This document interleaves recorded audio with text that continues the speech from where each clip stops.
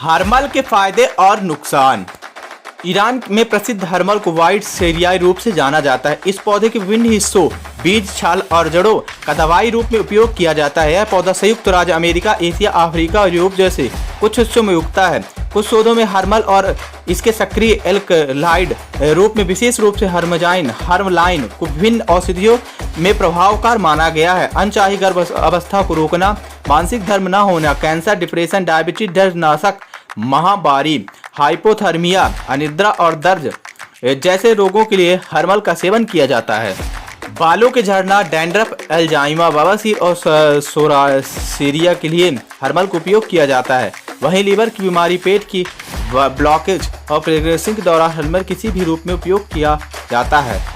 हर्मल के फायदे। हर्मल के बीज में बीटा कार्बलाइन नामक केमिकल होते हैं। ये केमिकल शरीर में कई अलग अलग प्रभाव पैदा करते हैं, जिसमें उत्तेजक प्रभाव भी शामिल है। आइए विस्तार से इसके बारे में जानते हैं। हर्मल अल्जाइमर रोग के इलाज के लिए इसकी उपयोग की जाने वाली कुछ दवाओं के सामने इसे लेने से पहले डॉक्टर की सलाह जरूर लें। गर्भ अवस्था को रोकने में बहुत कारगर है। अगर मानसिक धर्म नियमित नहीं है तो उसके लिए आप हर्मल का सेवन उपयोगी हो सकता है। इसके अलावा पीरियड्स के दौरान दर्द को कम करने में भी कारगर है। कैंसर के इलाज में इसका उपयोग किया जाता है। डिप्रेशन को कम करने के लिए ये जड़ी बूटी बहुत कारगर है। डायबिटीज को कंट्रोल करने में लाभदायक है। अनिद्रा की समस्या या कम नींद आने की समस्या को इसके इस्तेमाल से नींद ज़्यादा आने लगती है। ये जड़ी बूटी शरीर की दर्द को कम करने की क्षमता रखती है। आइए जानते हैं हर्मल के नुकसान के बारे में। किसी भी चीज़ का अधिक सेवन या इस्तेमाल नुकसानदायक हो सकता है। ये बात हर्मल के पौधे पर भी लागू होती है। हर्मल का पौधा प्रेगनेंसी के दौरान या पेट की समस्या से जूझ रहे लोगों के लिए नुकसानदायक भी हो सकता है।